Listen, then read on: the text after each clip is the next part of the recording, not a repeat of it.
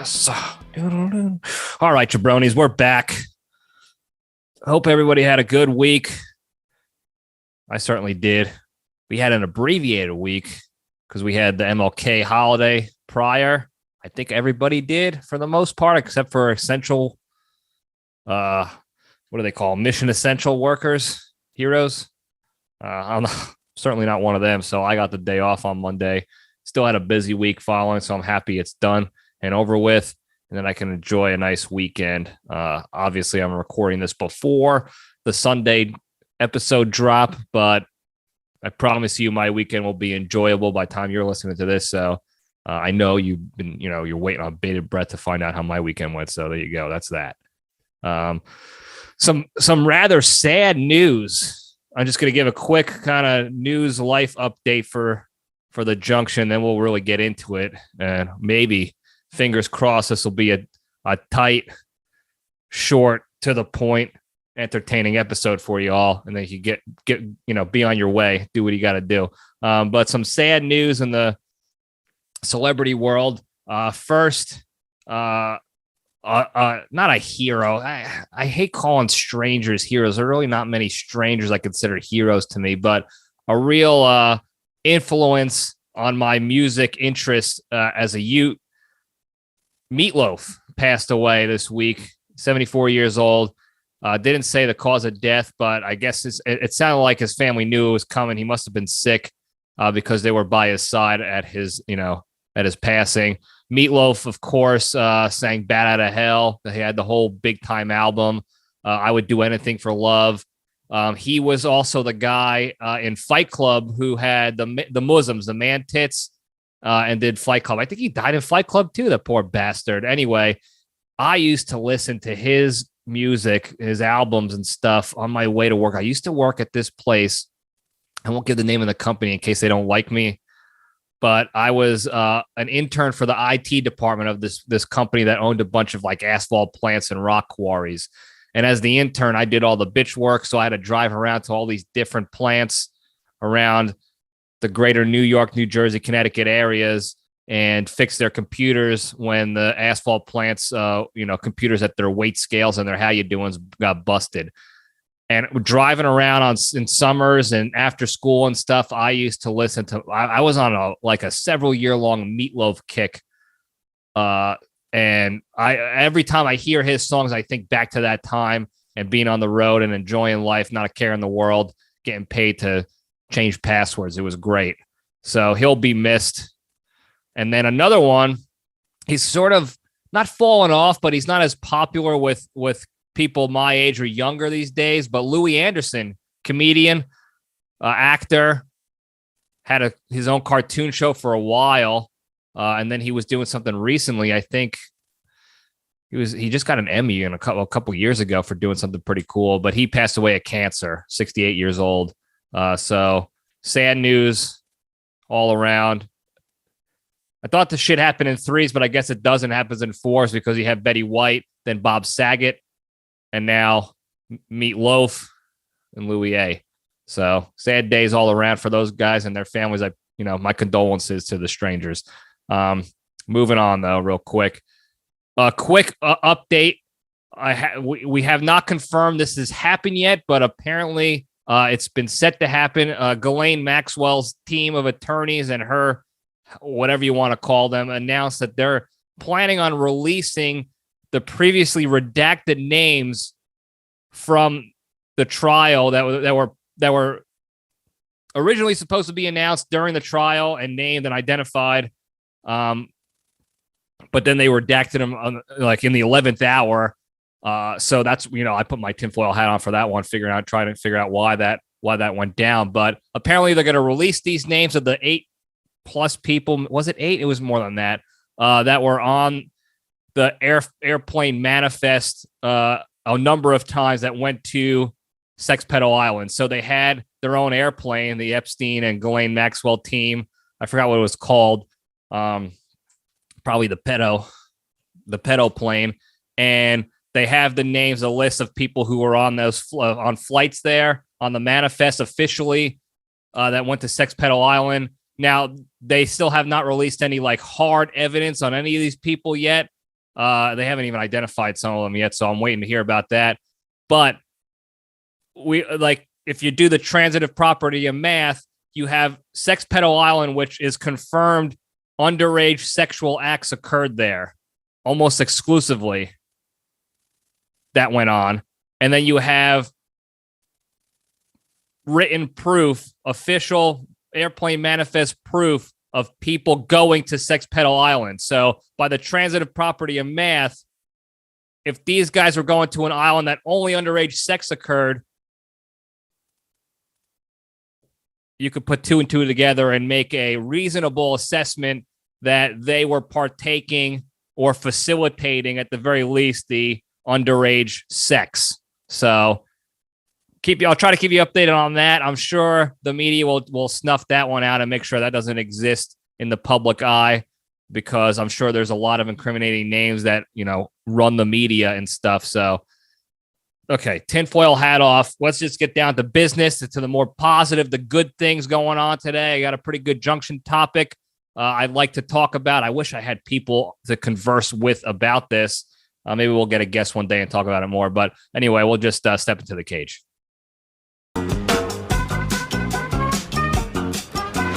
Okay, let's run. Okay. Today's Into the Cage segment is proudly sponsored by the World of Warcraft Gamers Guild of Manalapan, New Jersey. Be a part of endless fun and Mountain Dew every Saturday night with the WoW Gamers Guild of Manalapan, New Jersey, as they fight orcs and Bork centaurs while eating Cheetos and crapping in their members-only diapers. To join today, meet at Craig's mom's house at 7 p.m. next Saturday, and if you use the password Intimidating Shout, you'll get 33.3%, repeating, of course, off your membership dues. Interesting. That's a good deal. 1/3 off your membership dues. I don't know what the dues are and what else you have to go through to be part of the guilds, but anytime that you get 1/3 off your bill, that's a reason enough to at least, check it out, see what it's all about. So go check out the Gamers Guild. All right, excuse me. Cage fact today. So going along the lines of the junction a little bit, the junction topic we're going to discuss in a bit is about like ride or die, true friends, brothers, as I call them. We here in the LPDS universe call them brothers. I wanted to talk about Nick Cage's siblings. I don't even know. How do you not pronounce that correctly? You absolute idiot. Siblings. Nick Cage has 2 siblings, known siblings. I couldn't find any others. These are the 2 official ones.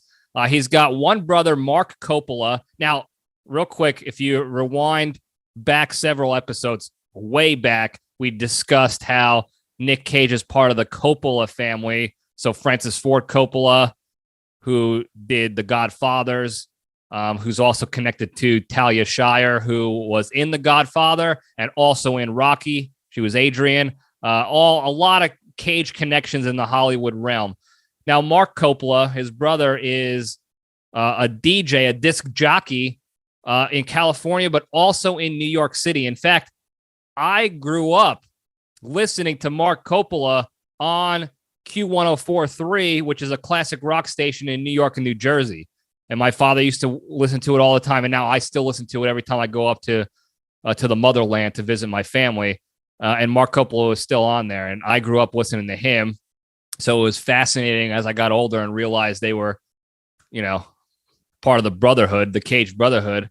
And then he has another brother who's also in the movie world, Christopher Coppola. And he's actually a director. He's a behind-the-scenes guy. He directed several films that I've never heard of before, and I'm sure you haven't either. I don't even remember the names of them, but he's in the business. He's doing okay for himself, apparently. They all have, fine families and children, and they're doing great. And that's that. That's the Cage fact. It's a quick, no-nonsense, how you doing? So there you go. All right, moving right along. We are burning through this. This is probably good for you guys because you're sick of hearing me flap my gills constantly about nonsense all day. So we're going to keep this moving, keep this business-like, if you will. So we'll spin off the Junction logo and we'll move on into it. So earlier this week, I posted on the Instagram stories. It was sort of a last minute post. I got inspired by a dear friend of mine, a brother in arms, if you will, about this. And it was kind of like an ad hoc, spur of the moment decision to ask you guys about this. And the question was, if you had a true ride or die friend that you can pretty much be open and tell them anything, any secret, or anytime you needed advice or did something wrong or whatever, and they wouldn't judge you, and they wouldn't shun you from the friendship or think of you differently, or strain the friendship because now they feel that you're not a good person anymore, they don't like you anymore, whatever it might be. And I wanted to hear back from you guys if anybody had one. And I'll go into the results later, and I'll explain some of the reasons. For some people just came out and sent me DMs what their reasoning and what they felt was a true ride or die friend. It was great feedback. I really appreciate it. So I'll talk about that in a sec. But the reason I wanted to do that is because I was thinking through this, and again, I had a buddy that we were shooting this shit, and it kind of made me think about this. I don't realize, or I don't think a lot of people really truly have that. And for me in my life, it's an incredibly important thing that I have and I cherish. And I have several brothers that you know most about. I talk about them constantly. Most of them have been on the show, with the exception of three or four of them maybe. But I got a tight-knit handful of true ride or die friends and brothers that I can be myself around. And if I'm going through some shit, I don't feel self-conscious bringing anything up to them, because I know that they might call me on my bullshit, but I know at the end of the day, they're going to be there to listen to me, help me get through tough times, whatever it is that I'm dealing with, good or bad, they're going to be there. Which I think is important. And again, you don't see it much anymore. At least in the public eye, or whatever you get on the social medias and stuff, you don't really see much of that going on. It certainly doesn't seem that way for a lot of celebrities and other folks that are airing their crazy shit out in public and clearly don't know how to easy, Randy, clearly don't know how to stand by, folks. Got to take care of a rascally Randy situation. All right, we're back. Does anybody's dog... Am I the only one who has a dog who just barks at ghosts? You don't have to answer that. Maybe I'll ask in a story one time, Instagram or Facebook or something. I just got to know. All he does is he barks at nothing. Spirits. I don't know. Maybe he's warning me of a haunted house or something. I've lived in houses that I'm pretty sure were haunted, and I could have used him then. See if he's, actually a ghost hunting dog, or if he's just pulling my chain. But anyway, where the hell was I? Talking about, celebrities airing their shit out publicly and looking like they really don't have someone to go to vent about things and get some advice and talk to. And that's what really sort of sparked my interest in finding out if you guys at the Junction have that outlet. Because, a lot of people don't like going to therapy for a number of reasons. One, it's expensive. So if your insurance doesn't cover it, that's a wrap on that. Two, it's still at the end of the day, a complete stranger. And sometimes you just need somebody to listen to you vent about something or talk about your tough times.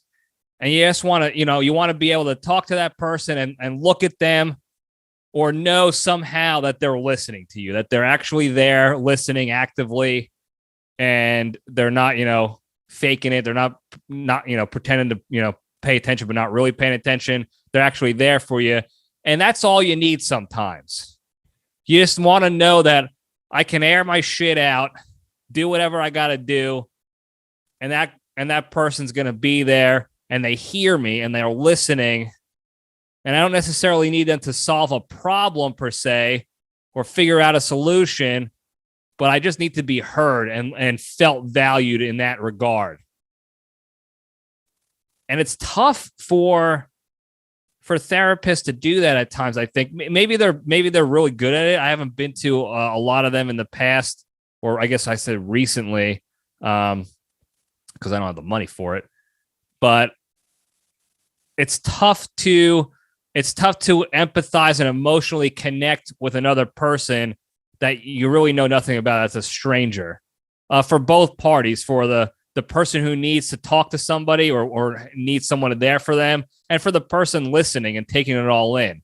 Now, obviously, these are paid professionals, so for the most part, they are literally professional listeners and know what you're actually going through mentally and chemically in your body, so that they can actually help you get to a better place in your life. And whether that's just through talking back and forth, or if there's some sort of treatment plan or what have you, they're a good outlet for sure. And I highly recommend that people always consider that as an option, regardless of the stigma you might have with, inside yourself or with your friends and family or whatever worries you might have.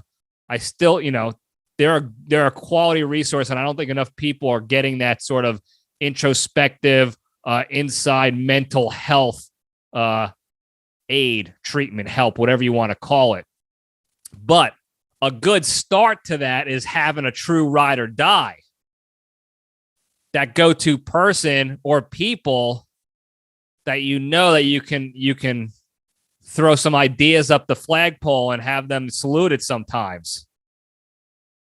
I'm lucky enough to have several.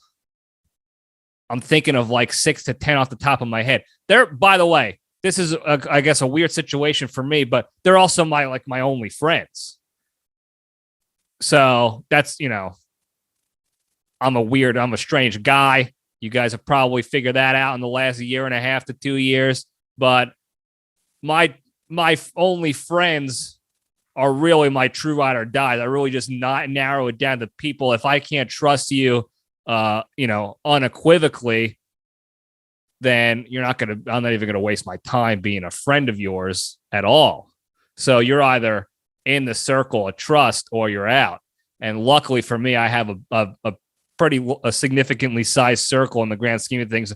Some people have nobody. Some people have nobody to talk to or to be there for them in any capacity. And they can have family, they can have spouses, and even still, they still feel like they're on an island because they got no outlet. And I have like 10. So I'm blessed and I'm thankful for that, for sure. And I really wanted to hear more about other people to make sure that they have that too. And I'm glad to see most of the people in the junction who filled out the little question, how you doing? They also have that, because I think that's a big thing. Not only just in general, just to have a friend that you can go to, but for health and peace of mind, mental health and wellness and peace of mind, I think it goes a long, long way. One of the big things I think you see out there when it comes to people who have, thought of suicide or committed suicide or whatever, a common theme is that they felt like they were alone. They had nobody to rely on, and then nobody wanted them around. So I think just knowing, just having one person, even if it's one person that is there for you and cares about you, and you're comfortable enough to share your life with them, it could be a friend, a spouse, whatever, family member, anything.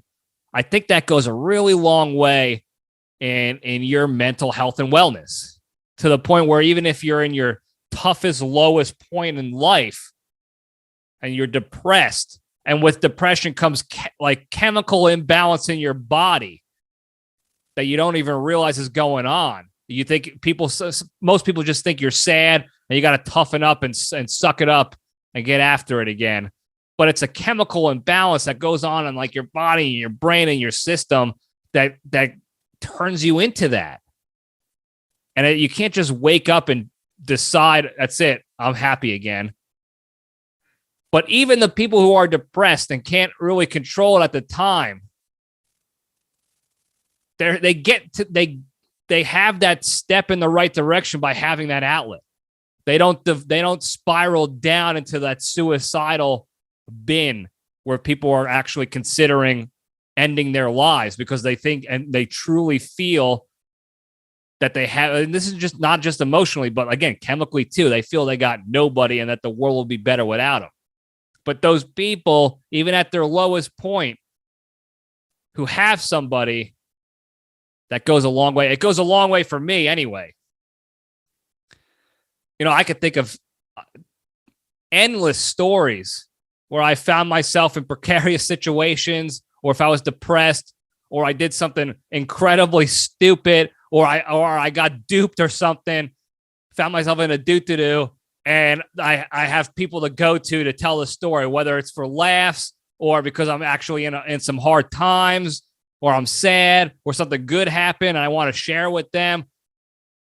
I'm lucky I have that, because even at my lowest moment, I know I could just call any one of these brothers up, and I'll be good to go. I'll feel better. I'll still probably be sad and bummed out about things, but at least I know I got those ride or dies, and I'm happy that you guys have them too. Trying to think of a story off the top of my head that I can tell that recently that I used that lifeline, if you will. They really are a lifeline, by the way. Oh, I don't know if I should tell this story. Let me think here. All right, I'll tell this story. So recently, within the past year, I guess you could say, 8 months. As you know, I've been in the dating scene. I discussed it already about the trials and tribulations of online dating, especially in this area. Well, I found myself in a situation. Now, the moral of this story is that I had the ride or dies that I could confide in and talk to about and feel better about myself. But anyway, I start conversing with this gal on an online site. I'm going back and forth. And mind you, let's paint the picture real quick on sort of like my mental, emotional well-being at the time. I was just getting off. I was like a month or so past getting done with my time at war, in the trenches of war, in the beach, fighting the modern day D-Day. So if you don't know what D-Day is, go back to World War II history. Significant battles, and I was part of the 21st century version of it at Virginia Beach. So I just got back from that. Now, I spent several months down there alone with no other real human interaction other than my time at work, talking about killing bad guys all day, or pretending to be nice to complete strangers at like restaurants and the hotel staff, and not really having a lot of people to actually have good human connection with. So I was down in the dumps and sad and probably depressed there, like medically, chemically depressed. I just didn't really know. I don't know if I am or not. I just felt it. And then on top of that, I'm going through like a breakup. So I'm coming back to sadness and loneliness. I'm down in the dumps. Pretty much, like, long story short, I'm down in the dumps a little bit. Okay. So as you can imagine, my sort of dating spectrum of what was acceptable to converse with and meet up with in the dating world was a lot larger, as you'll hear soon, than what it normally would be. The floodgates were open, if you will, as far as, the standards dropping to a more, acceptable rate. So mind you, I'm talking to this lass, not my normal demographic, if you will, shorter, thicker, but whatever, friendly enough. I believe her name was like Cleo or Chloe, maybe. I don't know. Anyway, we start talking. We plan to meet up in a public venue, which is something I always like to do. I'm not big on meeting strangers at my house or their house right off the bat. There's a sense of uncertainty and danger in there. I don't want a clinger or a stalker to know where I live. And I'm sure this gal on the other end doesn't want a potential killer to know where she lives. So we decided to meet in public. Smart, respectable. Anyway, I get to this area. Now, I'm looking for Cleo, who is a 5'2", according to her pictures, by the way. According to her photos and her profile, she is probably about 5'2", sort of stocky black lady, gal. So that's what I'm looking for. So I'm looking down for that in the parking lot of this particular establishment we were meeting at. Pulls up what pulls up next to me is like what was it, like a Challenger, Chrysler Challenger or Charger? It was a Challenger. It was like the thinner one, not the bulkier one. So I think that's a Challenger. Challenger pulls up a couple spaces away from me.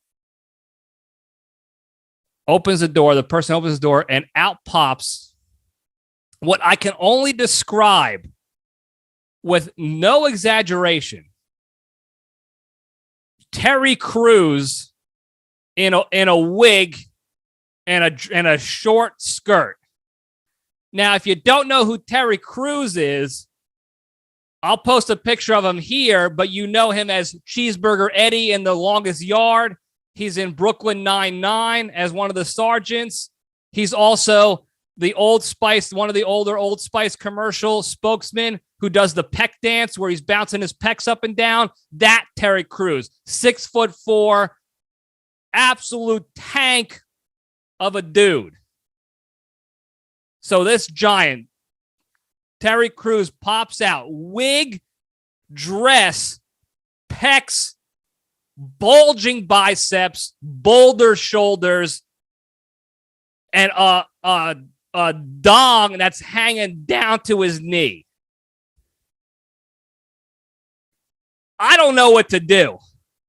I look and at first glance, I'm assuming this is not the person I'm here to meet.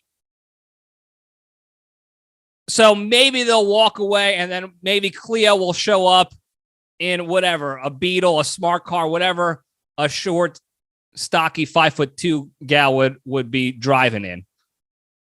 Well, Terry Crews approaches me. Says, Are you John? I was like, sorry, I'm here to meet Cleo. She goes, honey, I am Cleo. Now, several things start running through my brain immediately. Okay? First thing, within milliseconds, this probably shows my immaturity.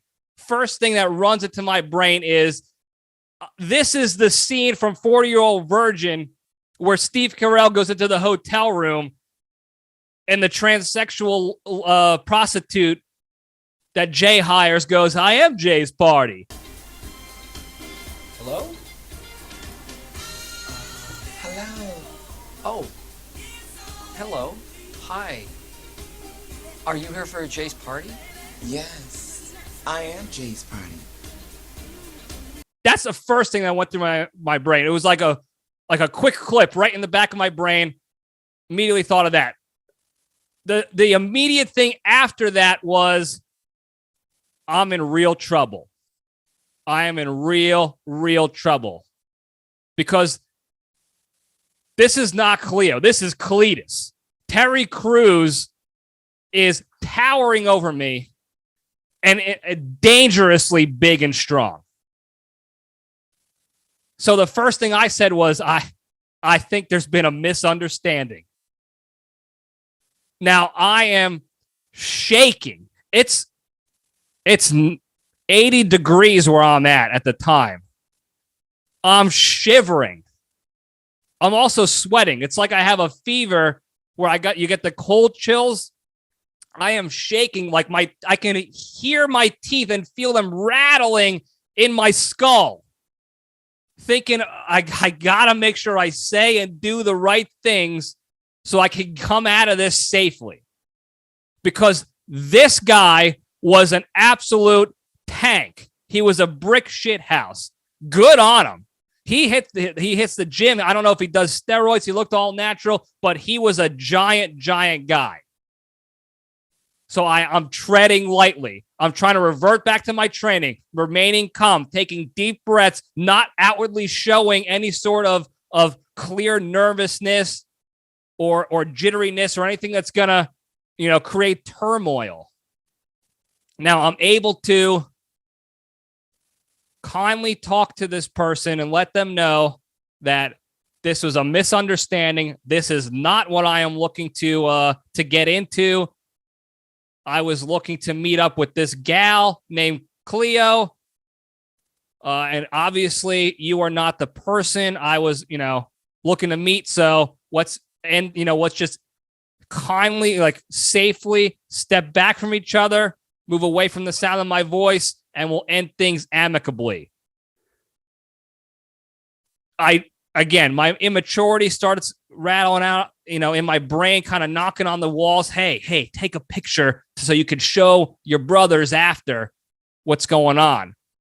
And I really wanted to take this picture for proof, but I didn't do it because, again, revert back to your training. I didn't want to spook this person, because if I take a picture and accidentally flash the camera right in this poor bastard's face, obviously they're going to know that I'm taking a picture so I can go talk to my friends about it, and probably not a good way for them. So I did not want Cletus to get spooked and then to turn it, go into a blind rage and have his way with me. Because let me tell you something. This guy could have easily bonked me right on top of the head, knocked me out cold, and dragged me back to his lair like Hagar the Horrible, and then did whatever he had to do, self-treat, do sex, use me as a fleshlight, whatever he wanted to do. There was nothing I could have done to protect myself from this absolute unit. His anaconda itself could have strangled me right there in the parking lot. It was hanging so low. I kudos to Cletus. Holy shit, was that a piece? But I wanted nothing to do with that howitzer. I had to get out of the situation safely, and it was the first and only time that I ever felt in danger on a date.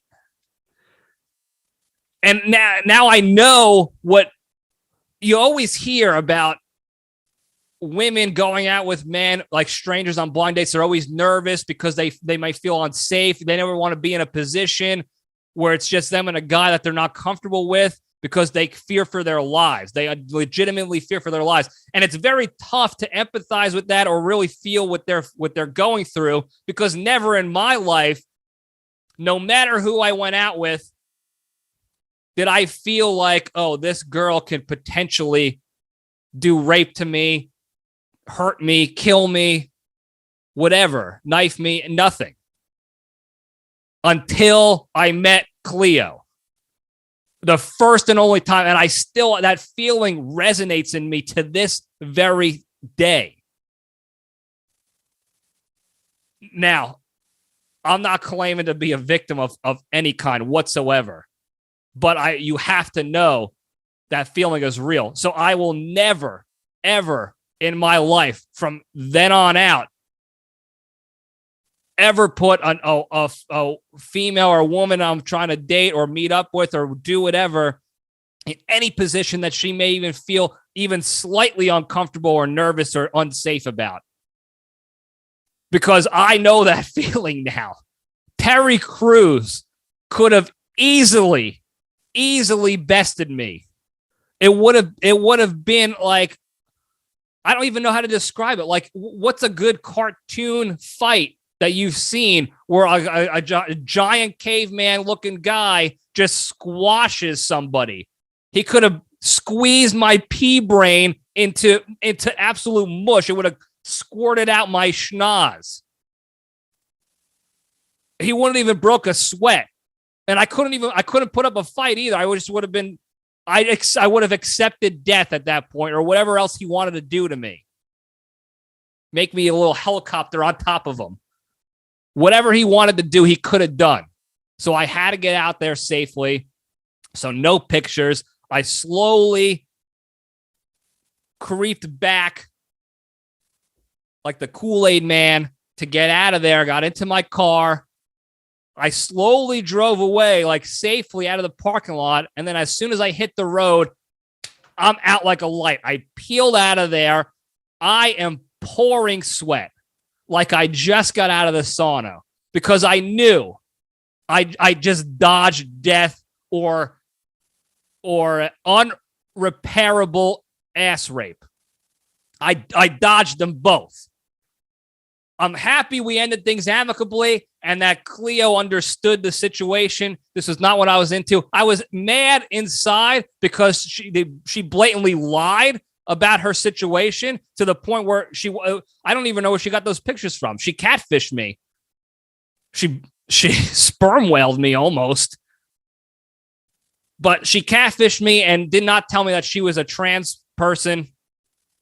Not that I have anything, there's nothing wrong with that at all, but don't lie about it.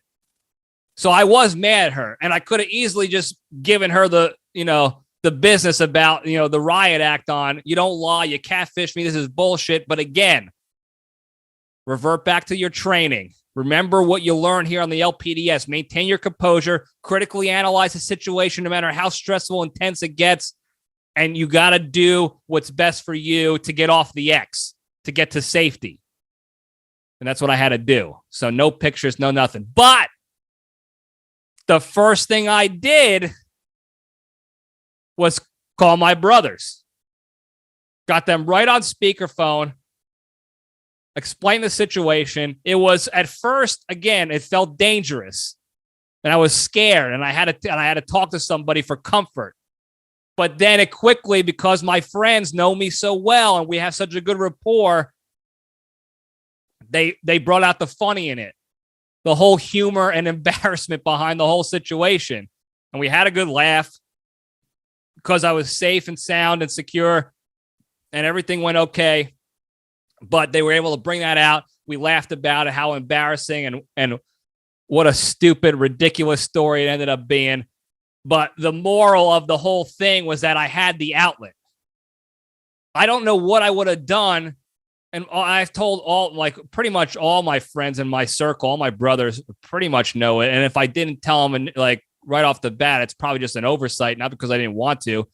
But if I didn't have that outlet, I don't know what I would have done. Because I was going back to nothing. I was going home to my house to be by myself. At the time, I was dogless because I lost the OG grand champion Stanley. Before that, he had to be put down. So I was going back to my house after that experience with no outlet. I don't know what would have happened. You can't just internalize that experience and just expect yourself to be okay. You got to talk through with somebody. Somebody's got to help you out. And I certainly wasn't going to go to pay a therapist, a stranger, to pretend to calm me down and get me, I need to build a rapport with that therapist to get real help. So for this one-off situation, it was not going to be beneficial. So thank God I had the outlet. My brothers in arms, my brothers in baseball, brothers in blood, all of them, to share that story with, to vent about it, to talk about my embarrassing predicament, if you will, and how I was still able to get out there safely. I will never forget that feeling in that moment of, if I do or say the wrong thing here, I'm in big, big trouble. And Cletus, Terry Crews, whatever her real name was, could have, with one bonk or the pipe, bing, I would have been down for the count, and I would have woke up God knows where, in some sex dungeon with a 12-inch Clydesdale rammed up my poop chute coming out of my fucking throat. Sorry, Terrence. This is not a family show, Terrence. Whenever I started this story, tell Matthew it's time to go to bed. But the moral, again, have the outlet. If you don't have it, work to get it. Now, luckily, and I'll pop the results up here, like 92% of the people who responded have the outlet, have that true ride or die. And the people that don't, the 8% that said they don't have it, they really do, because we talked about it back and forth one-on-one with several of them. And it was just my poor communication on the question. When I said, do you have a ride or die friend who will never judge you and you can be yourself around, blah, blah, blah. They thought I meant like they wouldn't, call you on your bullshit and give you the God's honest truth about stuff. But what I really meant was somebody who will listen to you, call you on your bullshit, bust your balls a little bit, but still be there and not think any less of you or not strain the relationship because they think, oh, well, I'm better than this guy now or this gal now because they did this thing and they told me about it. So it was really almost like 100% of the people that answered the question, answered the poll, have a true ride or die, which is very comforting to have because, again, I can't stress this enough. It's vital for that first line of help and healing and mental health and wellness, that support structure. You gotta have, you want to have that. You really need to have that. And if you don't, take a look inside yourself and try to be introspective. Do what we always teach here in the LPDS. Think about what's going on. Analyze why you maybe don't trust some friends that well enough or family. Or maybe you don't have that many friends. Try to take that hard look at yourself. Sometimes you got to be critical of yourself. I'm overly critical of myself constantly, which is helpful and probably harmful to my mental, my confidence and mental state, but that's neither here nor there. You got to have that introspective look inside yourself, understand what your flaws are, what your mistakes are being made, and try to maybe narrow down a couple reasons why you may not have that outlet. And if you really don't have that outlet, if you're listening to this now, reach out to me and we could talk about it one-on-one, off the books, of course. Figure out what the deal might be, why you feel this way, why you don't have someone you can trust that wholeheartedly and unabashedly. I'm trying to think of another word to describe it. It's not unabashedly. It's really like without restraint. Unrestrictedly, that's not a word, you idiot. But you know what I'm getting at here. And you can hit me in the DMs on Instagram, LPD_show. You can email Libretti Podcast Diary at gmail.com. You can find me on Facebook at the Libretti Podcast Diary Show on Facebook and message me there. You can leave a comment on a post you see, or leave a comment in the YouTubes here and just write, hey, want to talk to you. And then we can go one-on-one from there. Because I think this is important. If you don't have the outlet, you should really work to get it. And if you need me to talk to you about it, if you want me as the outlet to listen, I'll be the outlet. I have no problem. There's no judgment on my end. You know that saying, don't throw stones at glass houses or whatever it is? I'm the glass house. Like, I don't want to, there is no reason for me to be judging other people, especially after all the stupidity and mistakes that I've made in my life. So if you need the outlet, reach out and we'll figure it out. We can find someone. If it's not me, it could be someone else. We'll figure it out for you. And that's all I got for today. But before we go, big three, we'll keep it brief. If you don't know about the big three, go back to previous episodes where I talk about it at length. It's the three tenets, the LPDS tenets that I truly believe are the most important to try to follow each and every day to become a better, happier, more positive, stress-free human being. And to be able to spread that goodness to the rest of your circle and to the rest of the world if you follow from small to big. That's how we do it here, small to big. So, number one, exercise every day. Whatever you got to do, get moving, get the body moving, get the endorphins going in your system. We talked earlier about the chemical imbalances that happen with depression and stuff like that. Well, getting physical motion to the point where you're sending that endorphin rush and the dopamine through your body, that's going to help you regulate that feeling again. That's going to be the good chemicals gushing through your system, and you'll start feeling better about yourself. And it's a baby step to getting out of that depression hole, to climbing out, because you feel good that day after a good exercise. You do it again. You feel that's 2 days in a row. You feel good.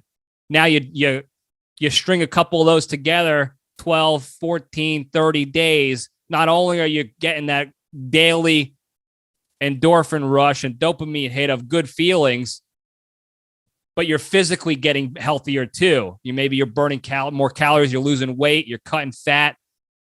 And that helps level things better. Your insulin levels will start to regulate. You won't be as heavy, so the physical burden on your bones and your muscles won't be there anymore. And then you'll start feeling good about yourself. You'll have more confidence in yourself. It's a trickle-down effect. Physical, mental, emotional health all comes from quality, constant exercise. So do it every day. Number 2, the hardest one, we talk about it all the time, the hardest one to do, to not be a shitty person, especially on the internets, from the comfort of your keyboard or your touch tone phone. The hardest one to do. It's so easy to see something online, on social media, and think I can fire off a shit talk, a really mean thing to say to this profile, and I can move about my day. There's a human being always on the other side of that. There's always a human being that's going to take that to heart and be negatively affected by that. And now you're spreading negativity. And even if the person's not a good person and you don't like them and they wronged you, or they're not, like, they're a famous person or a politician they're just not good people, still you're throwing the negativity out into the ether. So the public is going to see that. And I always go back to saying this. All people see, all the strangers and even your friends will see some of the time about you is what you publicly put out there. So if you're only publicly pushing a narrative of negativity and shit talking and trolling people and being a mean person online, that's what people are going to think of you. And then they're going to, most of the time, they respond in kind by being mean back to you, because they look at this person like, well, this is a mean, bad person, so I have no reason to be nice to them, so I'm going to fire back. And now you're in a doo-doo online with somebody you probably don't even know, and you hate each other, you never even met, because you put out this presence of being just a shitty person, even if you're not. I know a lot of good people that, for whatever reason, are in this weird stage of their lives where they love posting negative shit out there in the ether, or shit talking people in comments or whatever. Very, very strange, very sad, tough to get out of. I know it's tough. It's very easy to just send off shit talks. I do it all the time with my friends, and it's very hard to not do it, in real life. So take that step back before you fire off that shitty message or text or post or what have you. And remember that there are other human beings that are on the receiving end of that. And how you feel when you receive that hate and shittiness is also how they feel. So be mindful of that. Number 3, the most important one to me, is to be genuinely thankful and grateful for all the good you have in your lives. And this directly goes back to what we talked about in the junction of having that ride or die. I could not be more grateful. I talk about this pretty much weekly when we talk about the big 3 of how grateful I am to have those people in my life that I could call my brothers, my family, and be able to go to them and have them around physically, or just, over the phone or whatever, knowing that they're around. I'm just incredibly grateful for it. I'm truly lucky to have that in my life. And I think about it on a constant basis, not just daily, but hourly almost. I'm always thinking about those people in my life, because they're the ones that make it so great for me. Even in my darkest, saddest moments, they're there all the time, no matter what. And I couldn't be more thankful for that. So understand that, identify that good shit in your lives, take that step back and cherish it. Be thankful and grateful for it. Thank you guys again for listening. Don't forget to like, subscribe, hit comments. The thumbs up or thumbs down on the YouTube is one click. Please do it. The engagement increases popularity so that you get more feedback. And I thrive on your fan feedback. I love reading your comments and going back and forth with you guys about stuff. And it gives me ideas for future questions and polls and Stugatzes of the week and what have yous. And I love it. It makes my day better to see you guys interact. So keep it going. I really appreciate it. Keep it going. Tell your friends and enemies. Follow the website, johnlibretti.com. I'm on Apple, Spotify. I'm working on getting the podcast on Google Podcasts as well. So it's going to be everywhere. We're going to be worldwide soon enough. Don't you worry. Thank you guys again. I love you all. Stay strong.